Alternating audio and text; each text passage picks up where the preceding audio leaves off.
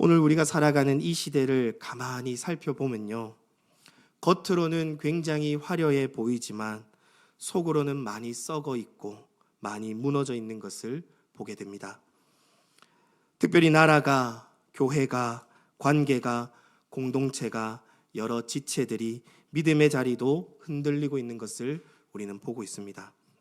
그런데요, 더 큰 문제는 나라가 어려움 가운데 있을 때, 교회가 어려움 가운데 있을 때, 관계가, 공동체가, 믿음의 자리가, 가정이 어려움 가운데 있었을 그때에 그 문제를 알면서도 우리는 내가 무엇을 할 수 있는가 하고 지나칠 때가 많다라는 겁니다. 그래서 오늘 느헤미야의 말씀이 그 어느 때보다 우리에게 도전이 되고 소중하게 들리는 시간이 되지 않을까 생각이 듭니다. 느헤미야서는 100년이 넘는 시간 동안 무너져 있던 예루살렘 성벽을 단 52일 만에 재건하는 내용을 담고 있는 책입니다. 당시 포로기한도 한 번에 끝난 것이 아니라 세 차례에 걸쳐서 포로기한이 진행이 됩니다.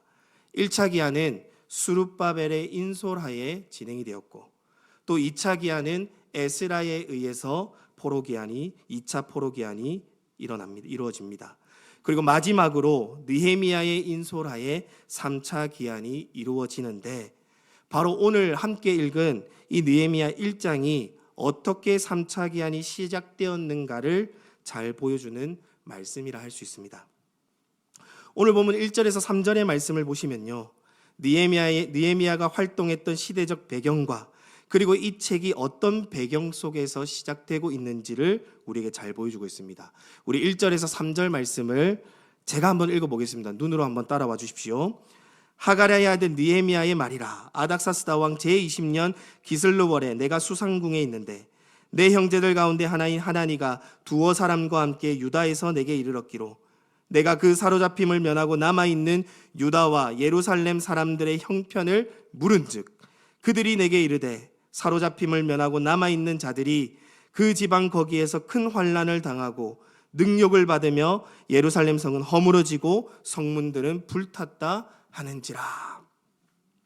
1절에 기록된 대로 느헤미야가 활동했던, 살았던 시대는요, 페르시아 제국의 아닥사스다 왕이 통치할 때 이 느헤미야가 활동을 했습니다.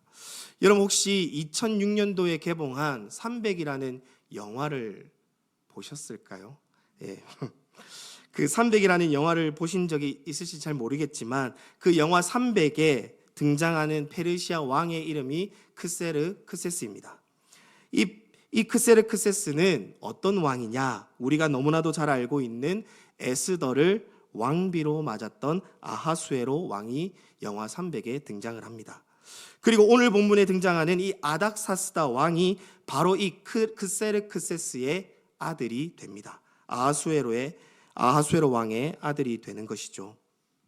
이런 대제국이 통치할 그 시대 속에 느헤미야가 살고 있는데 1절 말씀을 잘 보시면 지금 느헤미야가 어디에서 머물고 있었습니까? 수상궁에 머물고 있습니다. 이 수상궁에 머물고 있었을 그때에 하나님과 그와 함께 온 사람들을 통해 예루살렘에 참담한, 아픈, 가슴 아픈 소식을 듣게 됩니다. 어떤 소식을 듣게 됩니까? 그 소식은 바벨론에서 70년간의 포로 생활을 끝으로 예루살렘으로 돌아왔는데, 이 돌아간 자들이요, 포로에서 돌아간 자들이 예루살렘에서 행복한 삶을 살고 있는 것이 아니라 환난을 당하고 능욕을 받으며 생존의 위협을 느끼고 있고, 이제 예루살렘 성벽은 허물어지고 성문은 불에 탔다는 그런 참담한 소식을 듣게 됩니다. 여러분, 느헤미야가 이 소식을 접했을 때는 예루살렘이 멸망한 지 이미 한 대략 144년 정도 지났을 때입니다. 또 수룹바벨을 통해 1차 기한이 이루어진 지 대략 한 90년 정도가 흐른 시간이었습니다. 다시 말해서 느헤미야는 오랜 시간이 지난 후에 예루살렘이 멸망한 지 140년, 1차 기한이 끝난 지 한 90년, 엄청 시간이 흐른 뒤에 자신의 고향, 민족의 소식을 듣는데 참으로 안타까운 소식을 듣게 된 것이죠. 그런데 중요한 것은요, 나라의 아픈 소식, 민족의 아픈 소식을 들었을 때에 느헤미야가 어떻게 반응하는지를 우리가 좀 보았으면 좋겠어요. 예를 들어서 우리 교회 안에서 한 지체가 고통을 당하고 능욕을 당하고 왕따를 당하고 사회에서 여러 군데서 어려운 일을 당했다라는 그 소식을 들었을 때에 느헤미야가 어떻게 반응했는지를 한번 보십시오. 4절의 말씀 보겠습니다. 우리 4절 말씀 함께 읽도록 하겠습니다. 같이 읽겠습니다. 시작. 내가 이 말을 듣고 앉아서 울고 수일 동안 슬퍼하며 하늘의 하나님 앞에 금식하며 기도하여. 지금 나라에 대한, 민족에 대한 참담한 소식을 들었습니다. 민족들이요, 바벨론에서 포로 귀환한 이 민족들이 행복하게 살고 있는 것이 아니라 환난을 당하고 어려움을 당하고 수치를 당하고 능욕을 당하고 성문은 불에 탔고 성은 허물어져 있는 그런 참담한 소식을 들었을 그때에 느헤미야는 가만히 있지 않고 하나님께 기도하기 시작합니다. 그냥 기도하는 것이 아니라 이 슬픈 이야기, 아픈 소식을 들었을 때 울면서 기도했습니다. 수일 동안 슬퍼하며 기도했습니다. 금식하며 지금 나라와 민족을 위해서 기도하고 있습니다. 여기서 우리가 기억해야 될 부분이 있습니다. 무엇입니까? 느헤미야는요, 지금 나라의 어려운 소식, 동족들의 어려운 소식을 듣고 사실 좀 죄송한 말이지만 그냥 지나칠 수 있었습니다.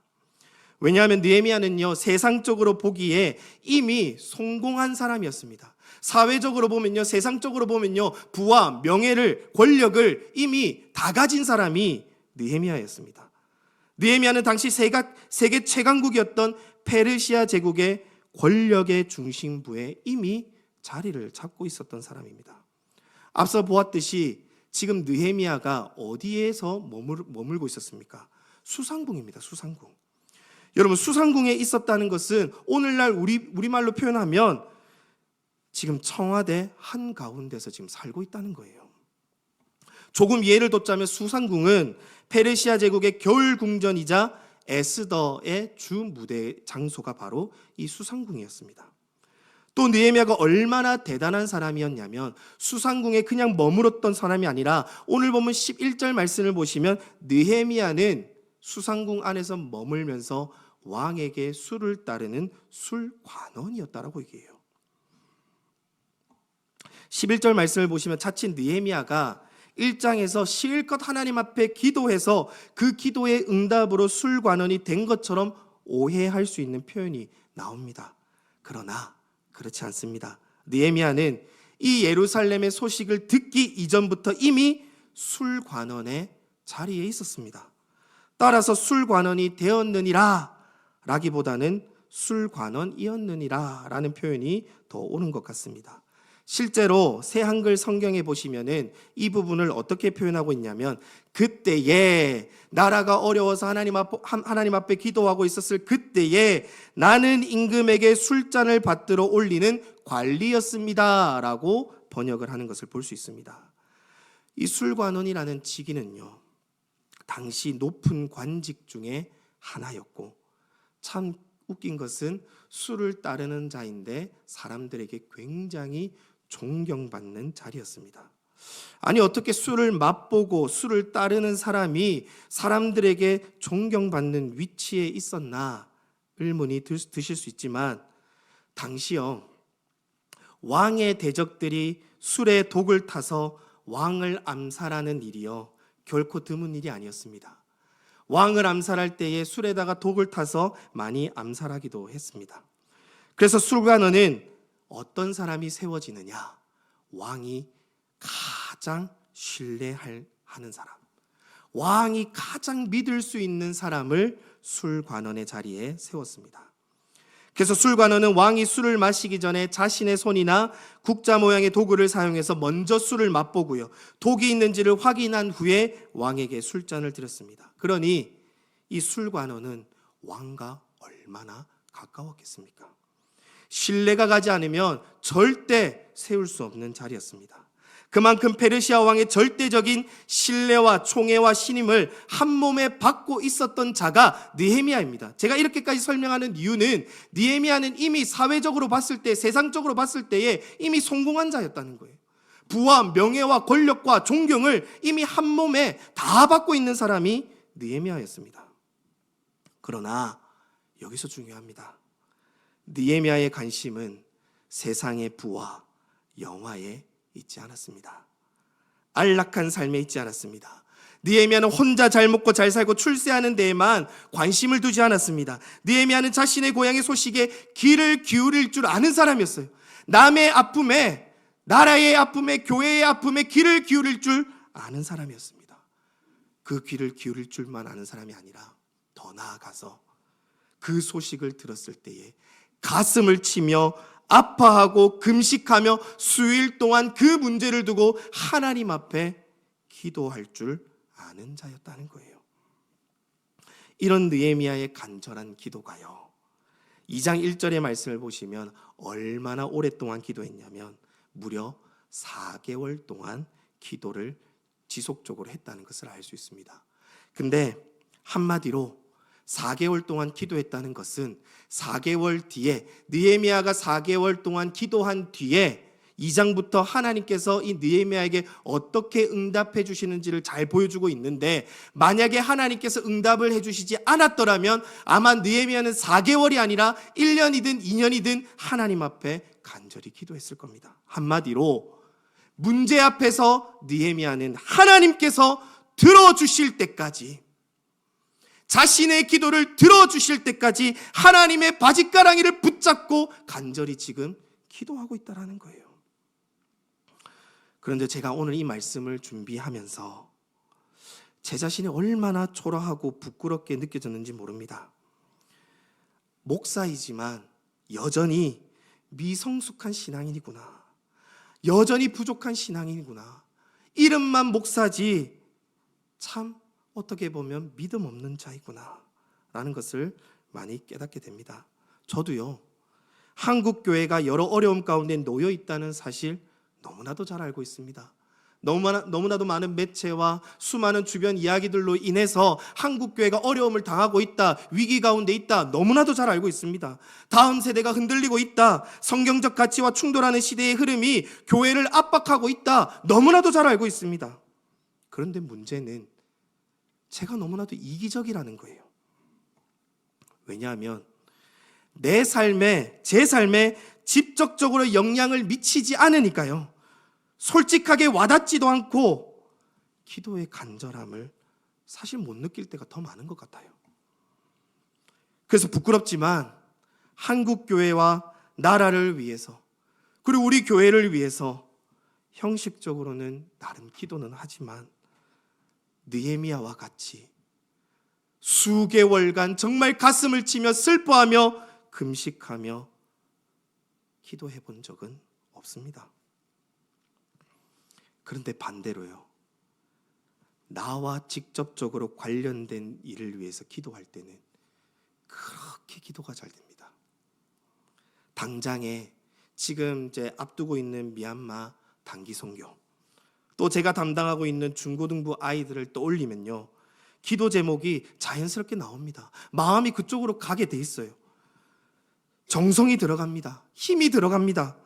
또 미우나 고우나 저에게 4명의 자녀들이 있는데 4명의 자녀들을 위해서 기도할 때는 가슴이 뭉클해지기도 합니다. 이 사회를 바라보며, 사회를 바라보고 제 자녀들을 바라보면요, 눈물이 납니다. 자녀들을 위해서는 하루 한 끼 금식이요? 아니요, 이틀도 할 수 있습니다. 먹는 것을 좋아하는 저도요, 저에게 관심 있고 저에게 직접적으로 영향을 끼치는 일이라면요, 저도요, 자녀들을 위해서라면 금식하며 기꺼이 기도할 수 있습니다. 이런 제 자신을 바라보는데 얼마나 부끄러운지요. 그래서 오늘 말씀을 준비하면서 느헤미야가 자신의 안락한 삶을 다 내려놓고 민족을 가슴에 품고 슬피 울며 기도하는 이 장면이요, 이 모습이요, 제 자신을 얼마나 초라하게 만들었는지 모릅니다. 목사지만 참 이기적이구나, 참 아직 덜 됐구나. 성도 여러분, 이 말씀 앞에서 여러분들은 어떻습니까? 나라와 교회와 공동체와 주변 지체들의 어려움을 바라보면, 한 지체가 정말 아파하고 고통스러워하는 모습을 보면 우리는 이 문제를 얼마나 내 가슴에 품고 기도하십니까? 오늘 느헤미야의 모습을 통해 하나님께서 우리에게 주시는 영적 교훈은 너무나도 분명합니다. 하나님의 백성이 고통 가운데 있을 때에, 교회가 아파할 때, 교회가 신음할 때에, 무너져 있을 때에, 나라가 아파할 때에 느헤미야는 그 문제를 외면하지 않고 그 문제를 가슴에 품고 하나님 앞에 나아가 그 문제가 해결될 때까지 하나님 앞에 씨름하며 기도했다라는 거예요. 중요한 것은요, 그렇게 하나님 앞에 가슴에 품고 기도할 때에 2장부터야 놀랍게 그 기도를 들어 사용하시는 하나님을 우리는 볼 수 있습니다. 그러니 저는 여러분들이 꼭 기억하셨으면 좋겠습니다. 느헤미야 한 사람의 간절한 기도가요, 무너진 예루살렘 성벽을 다시 세웠고요, 한 사람의 기도가 나라의 방향을 다시 하나님께로 돌려놓았다는 것을 기억하셨으면 좋겠습니다. 그러므로 오늘 우리가 하나님 앞에서 정말 회복해야 될 것이 있다면 바로 하나님을 향해 우리의 마음을 진심으로 입을 열어 기도하는 것입니다. 그래서 바라기는 오늘 저와 여러분들의 기도가 느헤미야의 기도처럼 교회를 위해, 나라를 위해, 가정을 위해, 또 옆에 있는 지체들을 위해 하나님 앞에 진심으로 드려지는 기도가 되실 수 있기를 주님의 이름으로 축복드립니다. 그렇다면 느헤미야가 한 4개월간 하나님 앞에 수일 동안 울며 슬퍼하며 금식하며 기도했는데, 그 기도의 내용을 잠시 2가지로 살펴보고자 합니다. 먼저는 느헤미야가 하나님 앞에 기도하는데 어떻게 기도하냐면, 하나님이 어떤 분이신지를 먼저 명확하게 고백하는 기도를 볼 수 있습니다. 5절의 말씀 함께 읽도록 하겠습니다. 오늘 본문 5절 말씀입니다. 같이 읽겠습니다. 시작. 이르되 하늘의 하나님 여호와, 크고 두려우신 하나님이여, 주를 사랑하고 주의 계명을 지키는 자에게 언약을 지키시며 긍휼을 베푸시는 주여 간구하나이다. 오늘 이 5절 말씀을요, 정말 주목해서 보아야 됩니다. 느헤미야가 하나님을 명확하게 부르고 있는데, 첫 번째로 하나님을 뭐라고 부르고 있습니까? 하늘의 하나님 여호와여, 하늘의 하나님이라고 부르고 있는 거예요. 오늘 보면 4절에서도 동일하게 슬피 울며 금식하며 하늘의 하나님께 기도했다라고 얘기해요. 여기서 하늘의 하나님이라는 표현은요, 하나님께서 온 우주 만물을 창조하시고 지금도 다스리시는 유일하신 하나님이심을 믿음으로 고백하는 표현입니다. 다시 말씀합니다. 느헤미야가 아픈 소식을 듣습니다. 그리고 기도하는데 제일 첫 기도가 하나님이 누구신지에 대해서 고백하는 거예요. 하늘의 하나님, 온 우주 만물을 창조하시고 다스리시는 유일하신 하나님이십니다. 그리고 그 뒤에 뭐라고 고백합니까? 하늘의 하나님, 그리고 크고 두려우신 하나님이라고 고백해요. 크고 두려우신 하나님이라는 말은 하나님은 위대하신 분이시며 모든 피조물로부터 경외와 찬양과 영광을 받으시기에 합당하신 분이십니다. 당신만이 찬양받기에 합당하신 분입니다. 당신만이 영광 받으시기에 합당하신 분입니다 라고 고백하는 겁니다. 기억하십시오. 첫 번째, 하늘의 하나님, 온 우주 만물을 다스리시는 하나님이십니다. 두 번째, 당신만이 찬양과 영광을 받기에 합당하신 하나님이십니다. 그리고 마지막으로 느헤미야는 하나님을 가리켜 이렇게 얘기하는 거예요. 주를 사랑하고 주의 계명을 지키는 자에게 언약을 지키시며 긍휼을 베푸시는 하나님이십니다. 이 말은 지금 느헤미야가 하나님과 이스라엘 백성들과의 사이의 언약 관계를 지금 상기시키면서요, 지금 고난 가운데 있는 백성이라 할지라도 하나님께서 결코 외면하지 않으시고 하나님의 백성들을, 하나님의 말씀을 지키는 자들을 항상 구하셨잖아요. 구원해 주셨잖아요 라고 고백하는 겁니다. 다시 말해서 지금 느헤미야는 예루살렘에 대한 아픈 소식을 듣습니다. 참담한 소식을 듣습니다. 근데 지금 느헤미야는 하나님 앞에 기도할 때에 문제부터 말하지 않습니다. 상황부터 호소하지 않는 거예요. 하나님, 예루살렘 좀 회복시켜 주십시오. 우리 백성들이 지금 고난받고 있습니다. 우리 지체들이 아파하고 있습니다. 괴로워하고 있습니다. 눈물 흘리고 있습니다. 라고 먼저 얘기하지 않습니다. 느헤미야는 먼저 하나님에 대한 바른 인식을 가지고 간구하는 거예요. 온 우주를 만드신 하나님 아버지, 모든 영광과 찬양을 받기에 합당하신 하나님 아버지, 고난당하는 당신의 백성을 외면하지 않으시고 반드시 긍휼을 베푸시는 그 하나님 아버지께 내가 이 시간 간구합니다 라고 표현하는 거예요. 하나님을 명확하게 고백합니다. 온 우주 만물을 다스리시는 하나님, 한 분 하나님, 긍휼을 베푸시는 그 하나님께 내가 온 마음을 다해 이 시간 간구합니다, 부르짖습니다, 기도합니다 라고 얘기하는 거예요. 성도 여러분, 이 느헤미야의 고백이요, 얼마나 중요한지 모릅니다. 당시 고대 근동 사회에서 나라의 흥망성쇠가요, 나라가 살고 죽는 모든 것들이 자신들이 믿는, 섬기는 신들에게 달려있다라고 믿었습니다. 그래서 시편 79편 10절 상반절 말씀 보시면 이 상황에 대해서 너무나도 잘 표현해주고 있습니다. 이방 나라 사람들이요, 이스라엘 백성들을 조롱하는데 이렇게 조롱하는 거예요. 이방 나라들이 어찌하여 그들의 하나님이 어디 있느냐 말하나이까. 여기서 이방 나라들이란 이스라엘을 무너뜨린 이방 나라들, 바벨론 주변 나라들을 얘기합니다. 근데 그 나라들이 이스라엘 백성들을 공격하고 무너뜨리고 뭐라고 조롱합니까? 너희들이 믿는 하나님 어디 있느냐? 야, 너희들이 섬기던, 너희들이 그렇게 자랑하던, 너희들이 그렇게 선포하던, 그렇게 외치던 하나님이 어디 있느냐? 라고 지금 조롱하는 거예요. 그래서 고대 근동에서 나라들 간의 전쟁은 곧 나라가 섬기는 신들 간의 전쟁으로 이해되었습니다. 따라서 이스라엘 백성들이, 이스라엘이 패배했다는 것은 무엇을 가리킵니까? 하나님이 이방 신보다 무능하거나 하나님이 존재하지 않기 때문에 패배한 것으로 이방 나라들은 이해한 거예요. 야, 너희가 믿는 하나님 센 줄 알았더니 정말 약하더라. 너희가 믿는 하나님 도대체 어디 있느냐? 야, 하나님 없는 거 아니야? 너희가 만들어낸 신 아니야? 이렇게 지금 조롱하고 있다라는 거예요. 그래서 시편에서 너희 하나님이 어디 있느냐? 근데 느헤미야의 상황을 한번 보십시오. 예루살렘은 100년이라는 긴 세월 동안 폐허로 남아 있었고 성벽은 무너진 채 방치되어 있었습니다. 이 상황에서요, 느헤미야가 이렇게 고백할 수 있는 거예요. 하나님은 살아계실까? 하나님은 도대체 어디 계시는가? 그렇게 반문할 수밖에 없는 현실이었다는 겁니다.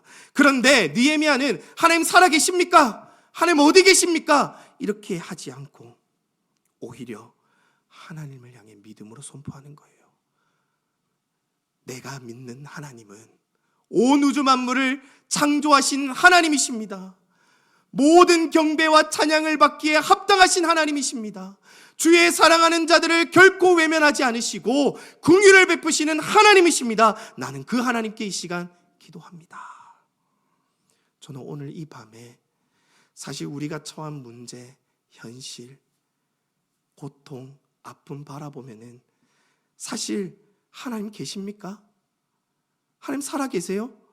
왜 하나님 내게 이런 문제가 있고, 나라에 왜 이런 문제가 있고, 왜 교회에 이런 문제가 있고 얘기할 수 있지만 오늘 느헤미야와 같이 함께 믿음으로 선포했으면 좋겠어요.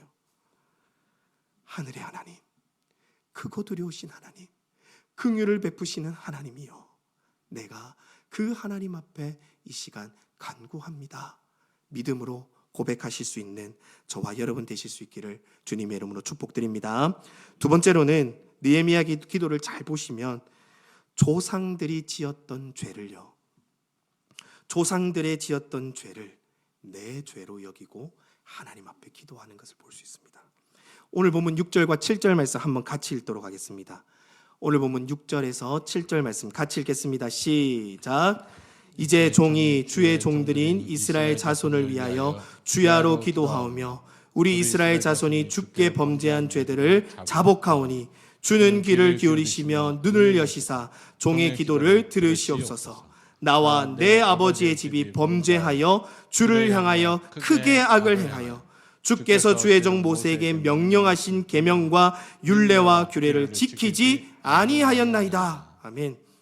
지금 느헤미야는 유다와 예루살렘이 멸망한 근본적인 원인이 무엇 때문이라고 고백합니까? 죄 때문이라고 고백합니다. 지금 예루살렘이 민족들이 아픔을 당하고 고통을 당하는 그 이유가 죄 때문이라고 고백합니다. 그런데요, 오늘 말씀을 잘 보시면, 이 기도를 잘 보시면요, 느헤미야는 누가 지금 죄를 지었다고 고백하고 있습니까? 조상들이 죄를 지었습니다. 하나님, 지금 우리 예루살렘과 지금 동족들이 고통을 당하고 수치를 당하고 능력을 받는 그 이유가 내가 내 조상들의 죄가 많기 때문입니다 라고 얘기하지 않습니다. 느헤미야는 이렇게 고백합니다. 나와 내 아버지의 집이 죄를 범했습니다. 심지어 느헤미야가 하나님 앞에 기도하는데 뭐라고 고백하냐면 크게 악을 범했습니다. 큰 죄를 지었습니다. 하나님 앞에 지금 이렇게 기도하는 거예요. 다시 말해 지금 예루살렘이 무너지고 백성이 고통 가운데 있는 이유를 남 탓이 아니라 내 탓입니다. 내 죄 때문입니다 라고 고백하는 거예요. 근데 솔직히 말하면 조금 이상하게 들리지 않습니까? 느헤미야가 뭘 잘못했습니까? 느헤미야는 예루살렘이 멸망할 당시에도 태어나지 않은 사람입니다. 역사적으로 보면 분명 조상들이요, 하나님의 말씀을 떠났기 때문에, 선지자들의 말을 듣지 않았기 때문에 멸망한 거 맞습니다. 팩트입니다. 그런데 느헤미야는 그들의 죄라고 말하지 않고 나와 내 아버지의 집이 죄를 크게 범했습니다. 여기서 우리는 느헤미야의 성숙한 신앙의 깊이를 발견하게 됩니다. 느헤미야는 문제 앞에서 핑계대지 않더라고요. 책임을 전가하지 않더라고요. 문제 앞에서 자신을 돌아볼 줄 알더라고요. 내 죄부터 하나님 앞에 내려놓더라고요. 성도 여러분, 요즘 우리 사회를 보면 책임을 전가하는 일이 너무나도 자연스러워진 시대를 살고 있습니다. 상사는요, 아랫사람을 탓하고요, 아랫사람은 상사를 탓하고요, 제자는 스승을, 스승을 제자를 탓합니다. 여당은 야당을요, 야당은 여당을 탓합니다. 젊은 세대는 기성세대를 탓하고요, 기성세대는 젊은 세대를 탓합니다. 그리고 내 잘못에는 한없이 관대하면서 남의 작은 잘못에는 쉽게 분노합니다. 솔직히 고백하자면 제가 그런 것 같습니다. 제 신앙의 수준도 이 자리를 크게 벗어나지 못했음을 인정하지 않을 수가 없습니다. 제가 대문자 MBTI로 따지면 대문자 T거든요. 제가 F로 살려고 아무리 노력을 해도요, F가 되지 않습니다. 참 이기적인 사람입니다. 그래서 나라가 힘들고 교회가 위기 가운데 직면했을 때 죄송하지만 이 대문자 T는요, 이렇게 생각할 때가 많습니다. 내가 뭘 잘못했지?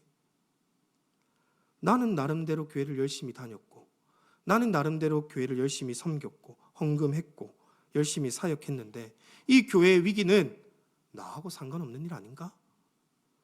나라의 위기는 나랑 상관없지. 나라의 문제는 정치인들 때문이고 교회의 문제는 저 잘난 지도자들 때문 아닌가? 대문자 T는 솔직하게 그렇게 생각을 했습니다. 그러나 오늘 성도 여러분, 오늘 느헤미야의 모습을 한번 보십시오. 성숙한 신앙인은 남의 책임부터 말하지 않더라고요. 느헤미야는 하늘의 하나님, 크고 두려우신 하나님, 주의 계명을, 주를 사랑하고 주의 계명을 지키는 자들에게 긍휼을 베푸시는 하나님이여, 나와 내 집이 범죄했습니다. 자기 자신을 먼저 하나님 앞에 세웁니다. 성도 여러분, 오늘 저와 여러분들의 신앙이 이런 성숙한 신앙이 될 수 있었으면 좋겠습니다. 남을 탓하기보다 내가 부족해서 그렇습니다. 내 죄 때문입니다. 내가 연약해서 그렇습니다 라고 말할 수 있는 성숙한 신앙인이 되었으면 좋겠습니다. 그래서 나라가 아파하고 공동체가 아파하고 가정과 교회가 신음하고 있을 때 우리가 그 아픔을 남의 일로 돌리지 않고 하나님 앞에 서서 그 죄를 품고 회개할 때요, 하늘의 하나님께서, 긍휼을 베푸시는 하나님께서 반드시 회복의 은혜로 베풀어 주실 것입니다. 말씀을 맺겠습니다. 어쩌면 지금 우리의 현실이, 우리가 안고 있는, 지금 우리가 가지고 있는 문제들이요, 가정의 아픔과 나라의 어려움과 그리고 교회의 문제들이 결코 이길 수 없을 것 같은 골리앗처럼 보이고 여리고성처럼 보일지 모릅니다. 그러나 꼭 기억하셨으면 좋겠습니다. 우리 하나님은 천지 만물을 지으신 창조주 하나님이시며 만왕의 왕이시며 지금도 살아서 역사하시는 전능하신 하나님이십니다.